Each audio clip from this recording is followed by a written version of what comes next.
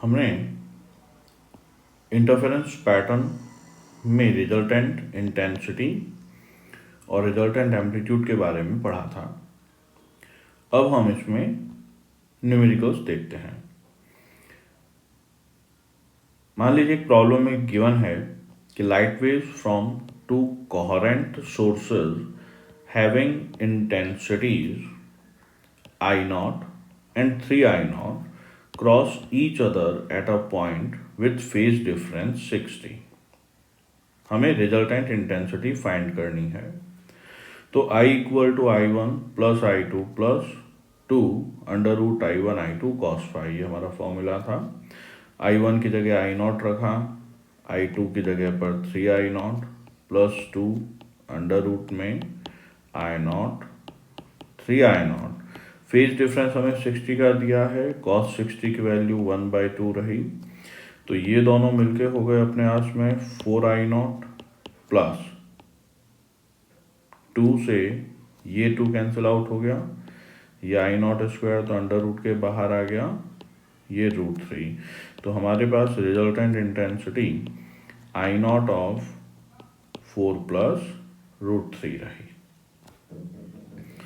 Suppose हमें question में given है कि light waves from two coherent sources is 36/25, मतलब ये रेशियो दिया हुआ है इंटेंसिटी दोनों ही सोर्सेस से आने वाली लाइट का, जो कि 36/25 है, और हमें फाइंड करना है ratio of maxima and minima of interference pattern.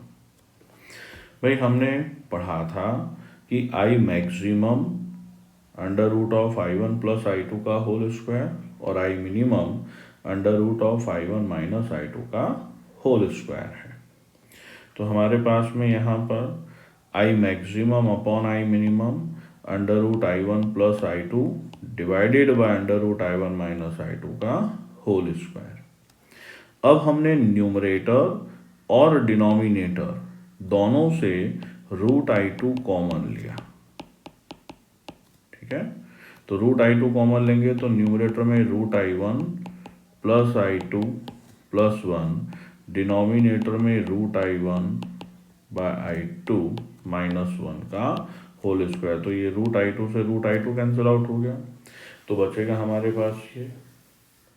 तो यहाँ से देखें I1 बाय I2 36/25 था, तो square root under root of 36/25 आ जाएगा बच्चे, जो यहाँ पे 6/5 प्लस 1 डिवाइडेड बाय 6/5 माइनस 1। आप एलसीएम लेंगे तो it will become 6 plus 5 divided by 6 minus 5 का होल स्क्वायर। Answer is 121/1। इसमें रिवर्स क्वेश्चन भी पूछे जा सकते हैं। The ratio of maxima and minima in an interference pattern is 25/16. Find the ratio of intensities of light from source। अब यहाँ क्या करना होगा, यहाँ पर आपको गिवन क्या है, I maximum divided I minimum, जो आपको 25/16 गिवन है, जो √I1 plus √I2 divided bye √I1 minus √I2 के होल स्क्वायर के बराबर होता है। अब इसे सॉल्व करके हमें I1 बाय I2 फाइंड करना है, जो किया जा सकता है। इसी तरह से इसका एक इम्पॉर्टेंट क्वेश्चन और बनता है कि अगर हमारे पास में दोनों ही सोर्सेस से आने वाली इंटेंसिटी सेम हो I0, it means I1 equal to I2 equal to I0, तो हमारे पास में रिजल्टेंट इंटेंसिटी क्या रहेगा, तो ये हो गया आपके पास में I equal to I1 plus I2 plus 2 √I1 I2 cos theta. तो I1 की जगह पर I0, फिर I0 प्लस 2, इन दोनों की जगह I0, तो I0 का स्क्वायर फिर अंडर रूट cos थीटा। तो I0 plus I0 2I0, I0 का स्क्वायर स्क्वायर रूट के बाहर आ गया तो ये भी 2i0 cos थीटा। इस पूरे में से 2i0 कॉमन आ गया तो ये हो गया 2i0 1 प्लस cos थीटा। अब हमें एक ट्रिग्नोमेट्रिक फॉर्मूला ध्यान होना चाहिए जो कि cos theta equal to 2 cos square theta by 2 minus 1 होता है।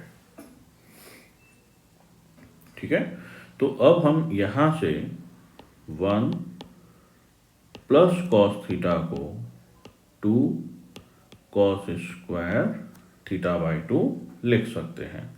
तो हमने वही क्या, इसे 2 cos स्क्वायर थीटा बाई 2 लिखा तो 2 2 4 4i0 cos square theta by 2। अब हम इसी के साथ यंग्स डबल स्लिट एक्सपेरिमेंट का बेसिक पढ़ते हैं और नेक्स्ट वीडियो में हम उसकी वर्किंग देखेंगे। तो यहां पर एक सोर्स है, ये स्लिट S1 S2, ये स्क्रीन है। लाइट सोर्स से लाइट निकलेगी, इन स्लिट्स के थ्रू होती हुई किसी पॉइंट पे जाएगी।